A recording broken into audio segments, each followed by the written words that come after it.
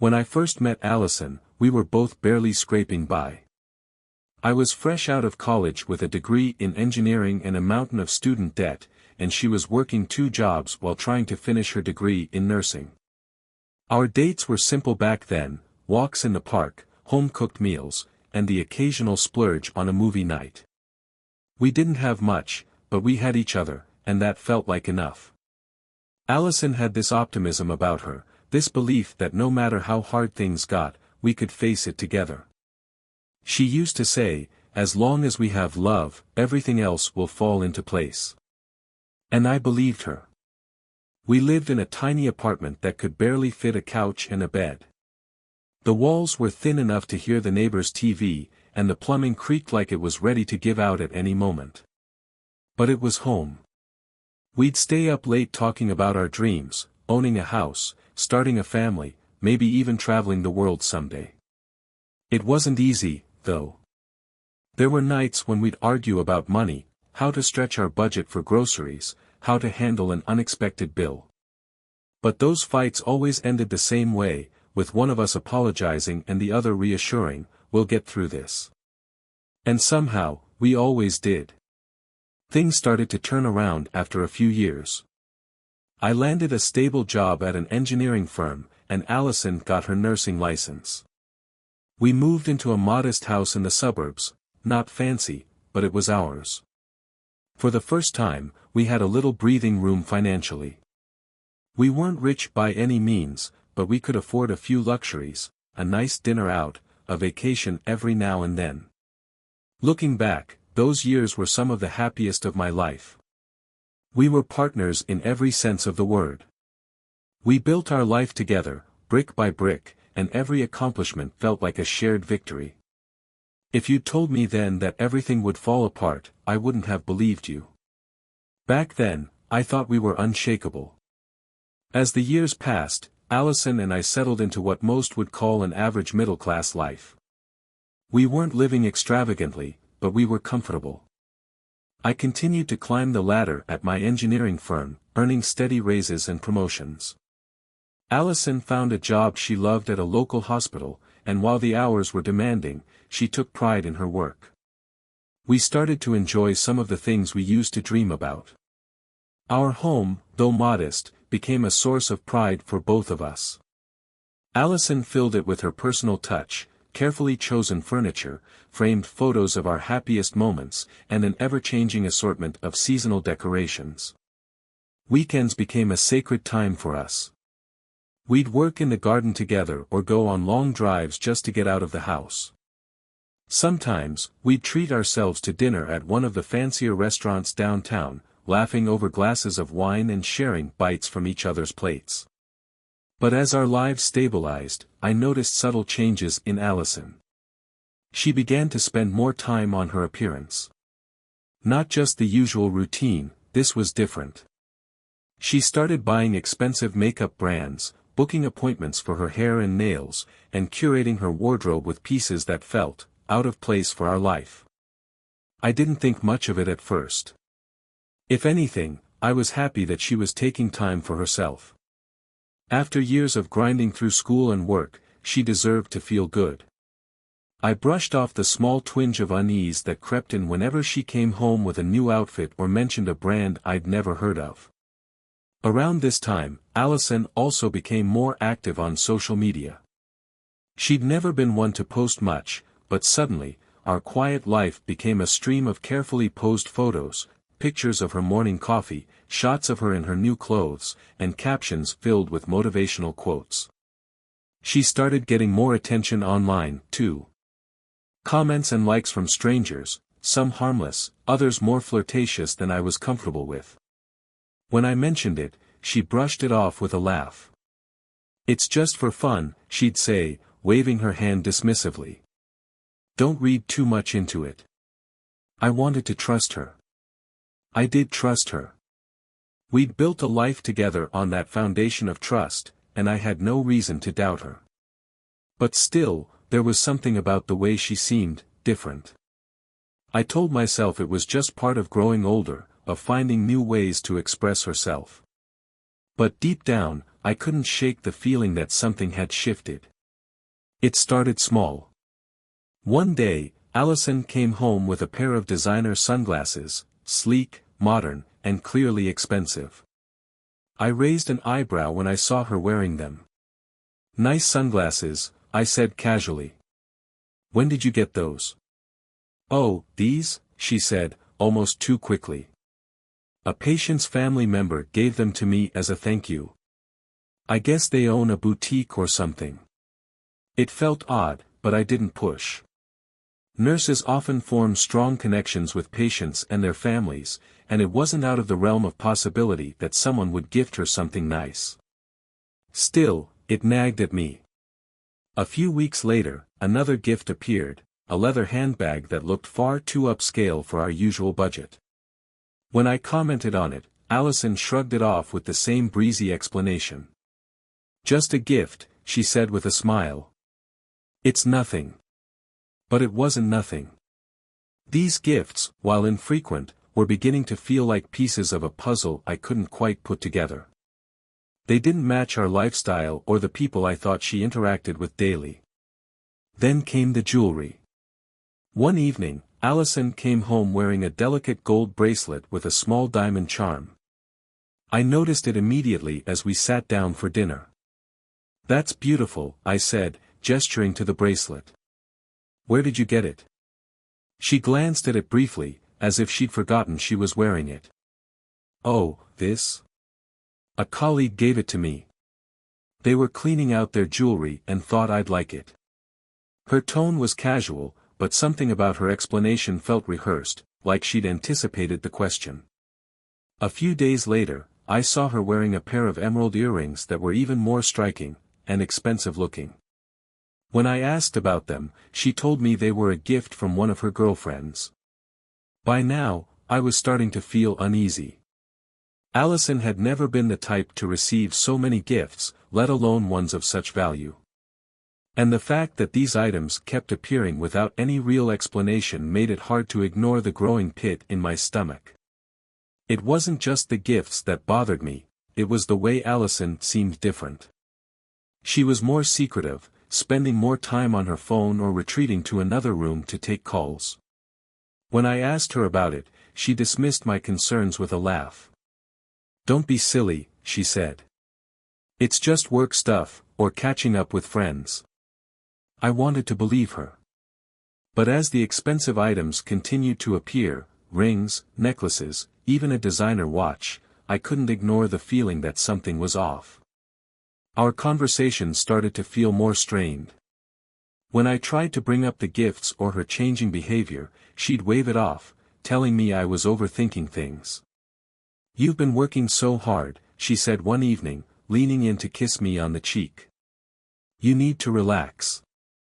Her affection felt hollow, like a distraction to keep me from asking more questions. And for a while, it worked. But the nagging doubts in my mind refused to go away. The gifts had been piling up, small at first, then increasingly extravagant. Allison's explanations became vaguer each time, and while I tried to push down my suspicions, they were growing harder to ignore. One evening, she came home wearing a new bracelet. Unlike the delicate gold one she'd worn before, this was bold and unmistakably expensive, a platinum band inlaid with tiny diamonds that sparkled in the light. "Wow," I said, my voice laced with unease. "That's something. Where did you get it?" She hesitated for a fraction of a second before smiling. "Oh, it's just from one of the doctors at work. A little thank you for helping him organize a charity event." I stared at her, trying to gauge if she was being honest. "That seems generous," I said carefully. "Are gifts like that common at your hospital?" "Not really," she admitted, brushing it off with a laugh.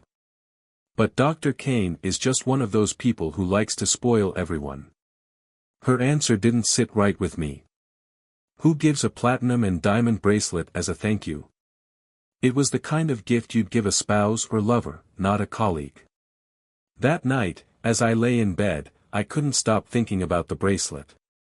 Allison had always been a practical person, never one to flaunt wealth or luxury. But lately, she seemed to relish the attention her new possessions brought. She'd post pictures of her jewelry and handbags on social media, captioning them with vague comments like, "feeling blessed," or "grateful for life's little surprises." The comments poured in, compliments from friends, inquiries about where she'd gotten the items. Her replies were always coy, deflecting the questions with playful emojis or vague answers. I couldn't help but feel like there was a side of her I didn't know, one that had been slowly emerging over the past few months. A few days later, I came home early from work. Allison's car was in the driveway, and I expected to find her curled up on the couch or in the kitchen. Instead, I heard her voice from upstairs, muffled but urgent. I crept up the stairs, careful not to make any noise. The door to our bedroom was slightly ajar, and through the crack, I could hear her talking on the phone. "No, I told you I can't tonight," she was saying, her tone hushed but firm. "It's too risky." There was a pause, followed by a softer voice I couldn't make out. "I know," she said, sighing. "I'll figure something out. Just, don't call me here, okay?" My heart sank. I wanted to barge in, to demand answers, but I froze. A part of me wasn't ready to confront the possibility of what I already suspected. That night, as Allison slept, I lay awake, replaying the conversation in my mind. Who was she talking to? What was too risky? And why did she sound so guilty? The next day, while she was at work, I decided to do something I'd never done before: snoop. I started with her jewelry box, which was overflowing with the gifts she'd accumulated. Each piece felt like a question mark, a clue to something I didn't yet understand. But it wasn't until I checked her phone that I found something concrete. She'd been careful to delete her call history, but her text messages told a different story. There were exchanges with a number saved as K, short, cryptic messages that sent my stomach into free fall. K, did you get the package? Allison, yes. It's beautiful. K, anything for you. Can't wait to see you again. Allison, soon, I promise. I stared at the screen, my hands trembling. The texts left no doubt, Allison was hiding something. And I needed to find out what. After finding the texts, I couldn't stop obsessing over the identity of K. My gut told me this wasn't just a colleague or a casual friend, it was something more. The way Allison responded to his messages, the tone of their exchanges, it all felt intimate. The following evening, Allison mentioned she had to work late. Normally, I wouldn't have thought much of it, but after everything I'd uncovered, her words felt like a lie. "That's fine," I said casually. "I'll probably head to bed early anyway." She gave me a quick kiss on the cheek and hurried out the door, her heels clicking against the pavement. As soon as she was gone, I grabbed my jacket and car keys. If she was lying about work, I intended to find out where she was really going. I kept a safe distance as I followed her car through the streets. My heart was pounding in my chest, my hands gripping the steering wheel so tightly they hurt. She eventually turned onto a quiet downtown street lined with upscale restaurants and boutique hotels. She parked her car and walked into a high-end bar that was softly lit with glowing chandeliers and a crowd of people dressed far better than I was. From my vantage point in the car, I watched her greet a man waiting at the entrance. Even from a distance, I could tell he was sharply dressed, expensive suit, polished shoes, the kind of look that screamed wealth.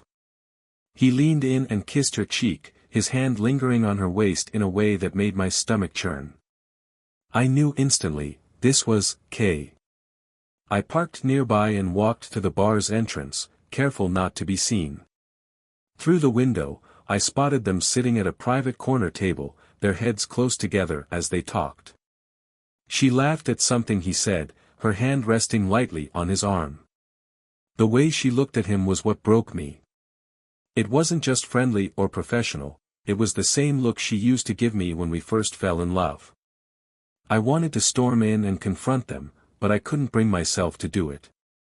Instead, I pulled out my phone and took a picture through the window, capturing the two of them together. Proof of what I already knew. I sat in my car for what felt like hours, trying to decide what to do next. When I finally saw them leave, I stayed at a distance, following as they walked to a nearby hotel. My chest tightened as they entered the lobby together, her hand brushing against his. I waited until they disappeared into the elevator before walking into the lobby myself. The desk clerk barely glanced at me as I slipped into the elevator and pressed the button for the top floor, where they'd gone. When the elevator doors opened, I stepped out into a quiet hallway. My heart was pounding so hard I thought it might burst. I followed the muffled sound of laughter to a room at the end of the hall. The door was cracked open, just enough for me to see inside. And there she was, on her knees in front of him, his belt undone, her hands gripping his thighs as she. I turned away before I could see more, bile rising in my throat. My mind went blank, a storm of rage and heartbreak blinding me. I stumbled back down the hallway, not caring if they heard me. When I reached my car, I sat in the driver's seat, gripping the steering wheel as tears streamed down my face. All the trust, the love, the years we'd built together, it felt like it had been smashed to pieces in an instant. The image of her with him was seared into my mind, a wound that I knew would never fully heal. For the first time, I realized that the woman I thought I knew, the woman I'd built a life with, was gone. Or maybe she'd never been real in the first place. I didn't go home that night. I couldn't. I spent the night in my car, parked at an empty lot on the outskirts of town. Sleep was out of the question, my mind wouldn't stop replaying what I'd seen. I felt hollow, as if someone had scooped out everything inside me and left a shell behind. By morning, my anger had burned away, leaving a cold, heavy sadness in its place. I knew I couldn't avoid the confrontation forever. This wasn't just about what Allison had done, it was about reclaiming my dignity. When I walked through the door of our home later that morning, she was sitting at the kitchen table, sipping her coffee. She looked up and smiled, the same easy smile I'd seen 1,000 times before. "You're up early," she said. I didn't respond. Instead, I pulled out my phone and placed it on the table in front of her. The photo of her and Kay at the bar was displayed on the screen. Her smile faltered. "What's this?" she asked, her voice trembling slightly. "You tell me," I said, my tone colder than I'd ever heard it. She stared at the screen for a long moment, her face draining of color. "James, I can explain." "Don't," I snapped, cutting her off. "Don't you dare lie to me again. I followed you, Allison.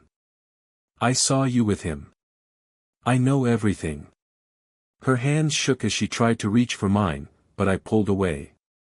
"Please, James," she said, her voice breaking. "It's not what you think." "Not what I think," I said, laughing bitterly. "You were with him, Allison. You went to a hotel with him. What part of that am I supposed to misunderstand?" Tears streamed down her face as she crumbled before me. "It didn't mean anything," she said, sobbing. "I swear, it didn't mean anything. He was just someone who made me feel special." "Special?" I said, my voice rising. "You think sneaking around behind my back with a man who buys you jewelry and takes you to expensive bars makes you special? It makes you a liar, Allison. It makes you a cheat." "I didn't mean for it to happen," she said, her voice pleading. "It just got out of control. He gave me gifts, and you sold yourself for them," I said harshly, my words like venom. "You sold everything we built together for some diamonds and handbags." Her sobs grew louder, but I felt no sympathy. The image of her with him was too fresh, the betrayal too deep. "I want you out," I said, my voice trembling with anger. "James, please," she begged. "Don't do this.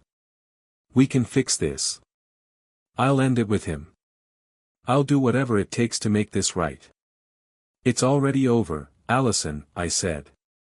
You ended it the moment you chose him over us. Pack your things and leave.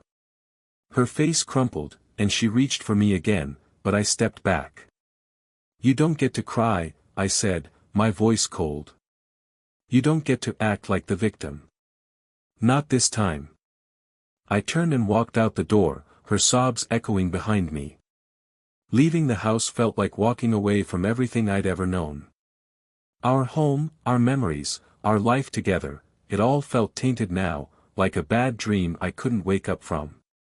I didn't know what came next. All I knew was that I couldn't stay in a life built on lies. After leaving the house, I checked into a small motel on the edge of town. It wasn't much, a cramped room with thin walls and a bed that creaked every time I moved, but it gave me space to think. That first night, I didn't sleep.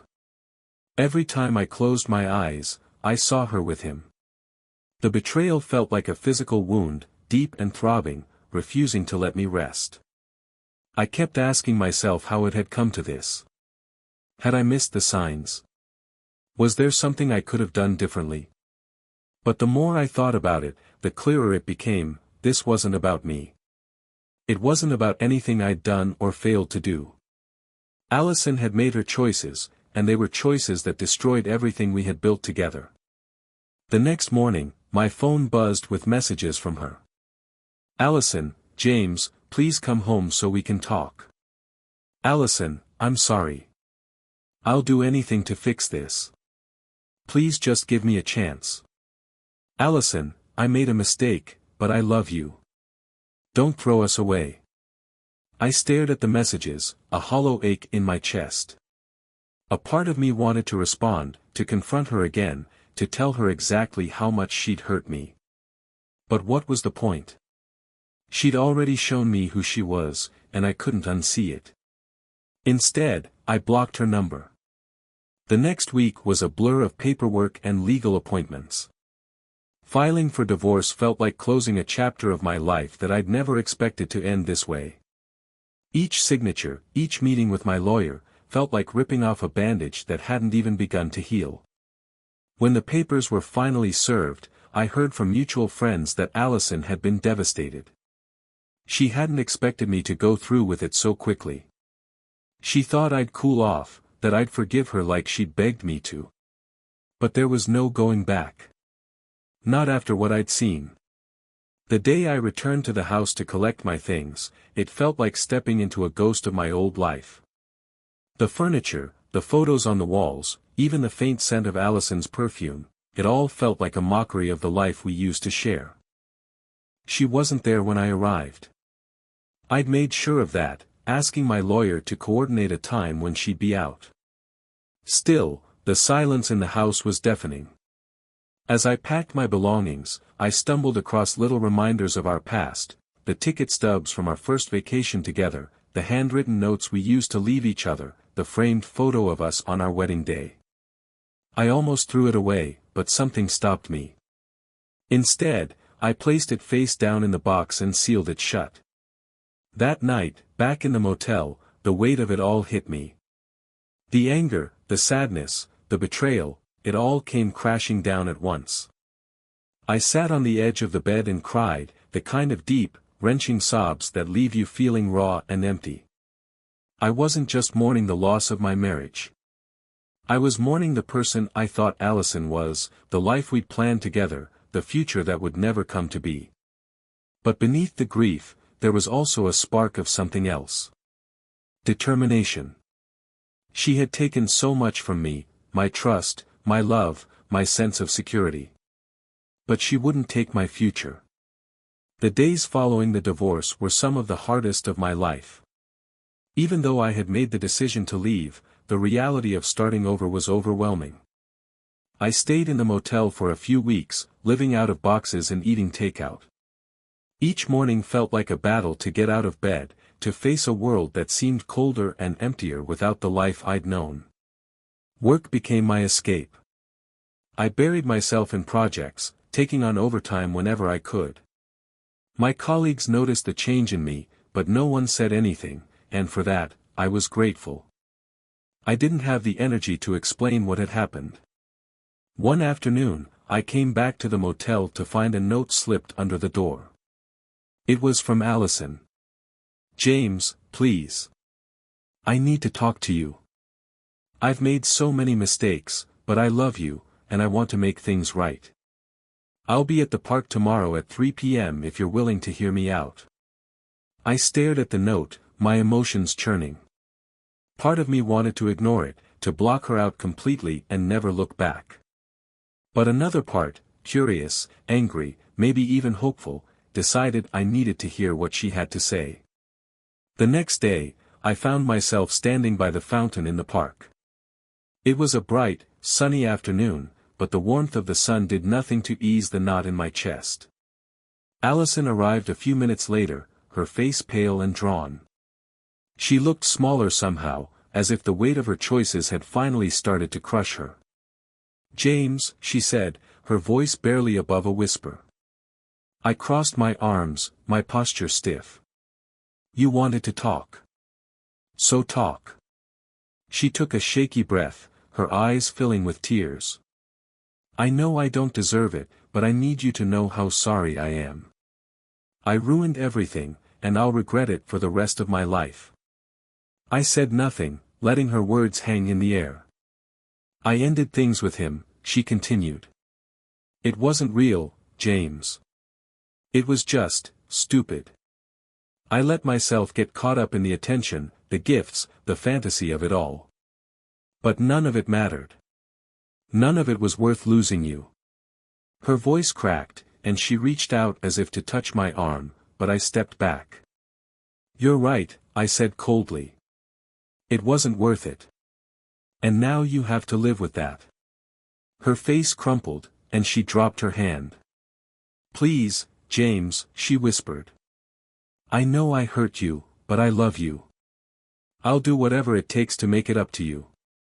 Just, please don't walk away from us." I looked at her, and for the first time, I didn't feel the love I used to. All I saw was someone who had broken me, who had taken the life we'd built and thrown it away for something cheap and meaningless. "You already walked away," I said, my voice steady but firm. "The moment you chose him, you ended us. And I'm not going to spend the rest of my life trying to rebuild something you destroyed." Tears streamed down her face as she realized I wasn't going to change my mind. "James, please." "No," I said, turning away. "This is goodbye, Allison. I hope you figure out who you are someday. But it's not going to be with me." As I walked away, her sobs followed me, but I didn't look back. For the first time, I felt a sense of finality, of closure. The chapter with Allison was over, and while the pain of her betrayal still lingered, I knew I was finally free to start writing a new story. After our final meeting in the park, I shut the door on Allison completely. I blocked her number, unfollowed her on social media, and avoided places I thought she might frequent. It wasn't easy, part of me still wanted to know how she was handling everything, whether she was as broken as I'd been. But I knew looking back would only reopen wounds I was trying to heal. Months passed, and I started to hear bits and pieces about her through mutual friends. At first, it seemed like she was doing fine. She'd kept the house and was still posting pictures of her carefully curated life online. I saw photos of her smiling at brunches, attending parties, and flaunting the remnants of the jewelry she'd kept. But beneath the surface, her perfect image was beginning to crack. The whispers started small, friends mentioning that Allison seemed different, more withdrawn. Someone told me she'd been spending more than she could afford, trying to maintain the lifestyle she'd grown accustomed to during her time with Kay. And then came the news I'd secretly expected: the rich guy, the one who'd showered her with gifts and stolen her away, had moved on. He'd gotten bored, tossed her aside like a toy he no longer wanted. She thought she'd landed in some fairy tale, one friend said. But now she's stuck with nothing to show for it. I won't lie, hearing that gave me a grim sense of satisfaction. She'd traded our life for shiny trinkets and empty promises, and now she was paying the price. Without him to support her, Allison's financial situation started to unravel. The house we'd shared was too much for her to handle on her own, and soon it was on the market. I heard she'd moved into a small apartment on the other side of town, far from the upscale neighborhood we'd once called home. Social media, once her playground, became a graveyard of infrequent posts. The glamorous photos disappeared, replaced by vague updates and motivational quotes that felt more like pleas for validation than genuine positivity. I heard she tried to date again, but it never went anywhere. Most people saw through the facade, realizing she was chasing the fantasy of wealth and attention that had ultimately left her empty. It was a slow decline, and by the time the first year after our divorce rolled around, the Allison I had known was unrecognizable. One day, I got an unexpected letter in the mail. It was from her. I almost threw it away, but curiosity got the better of me. The letter was handwritten, the tone apologetic and wistful. James. I know I don't deserve your time or forgiveness, but I wanted to say I'm sorry. Truly, deeply sorry. Losing you was the biggest mistake of my life, and I think about it every day. I hope you're doing well, and I hope you found happiness. I just wanted you to know that I'll always regret what I did and what we lost. Reading it, I felt a twinge of sadness, not for her, but for the life we'd shared and the way it had ended. But the wounds she'd inflicted were too deep, the trust too thoroughly shattered. I didn't respond. That letter confirmed what I'd already known: Allison's life had crumbled, and she was reaching out for something she'd never have again. I didn't hate her anymore, but I didn't pity her either. She had made her choices, and now she was living with the consequences.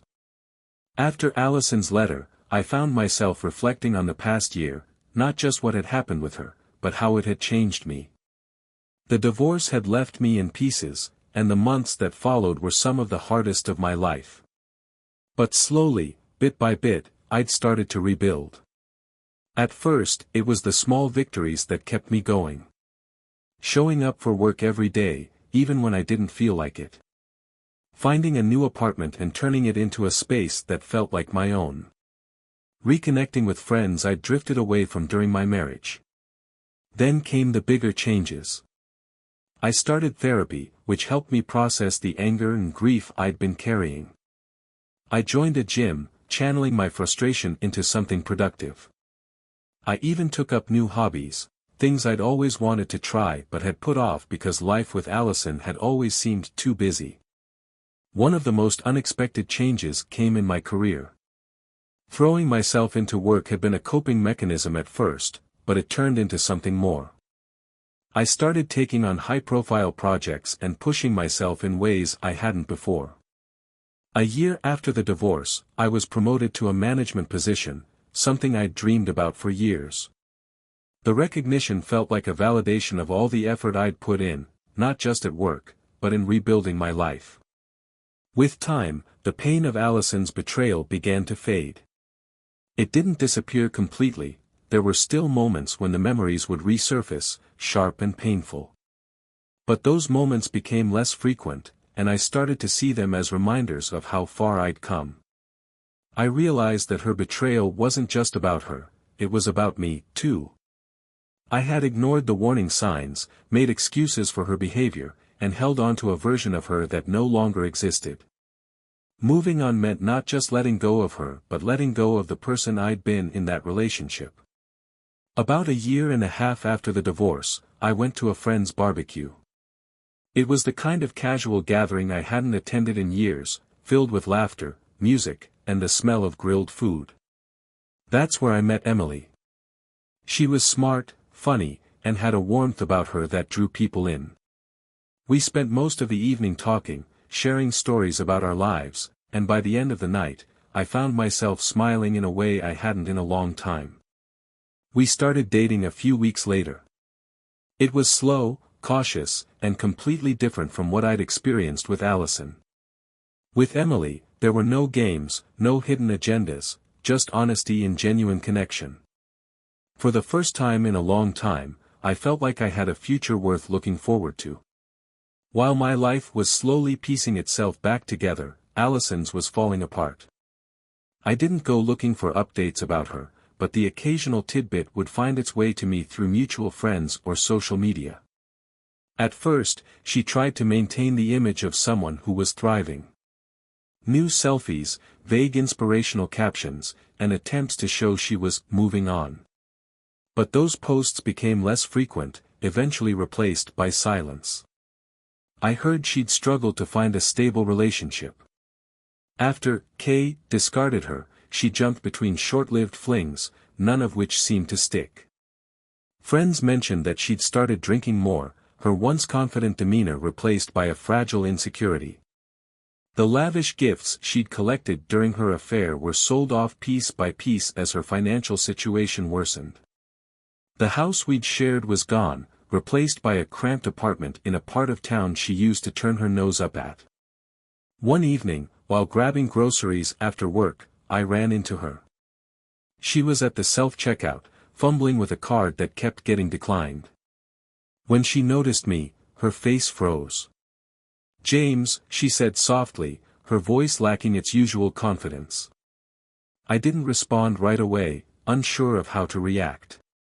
She looked thinner, almost gaunt, and her clothes, once so meticulously curated, seemed hastily thrown together. "How have you been?" she asked awkwardly. "I'm fine," I said, my tone neutral. "You?" She hesitated, glancing at the card reader before giving a forced smile.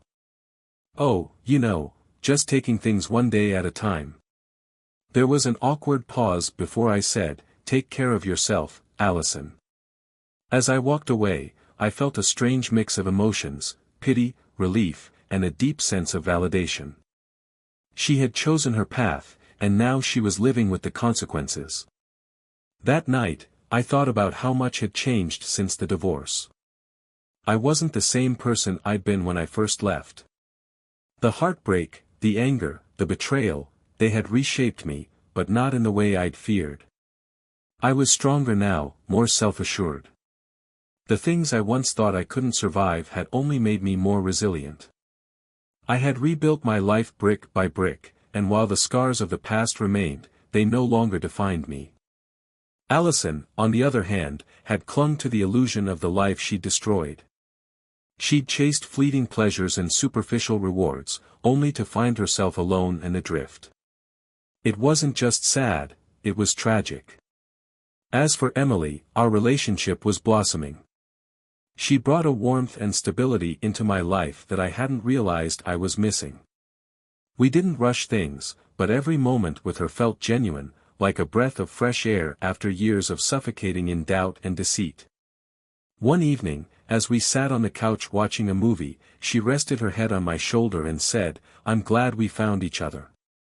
"So am I," I replied, realizing that for the first time in years, I felt truly happy.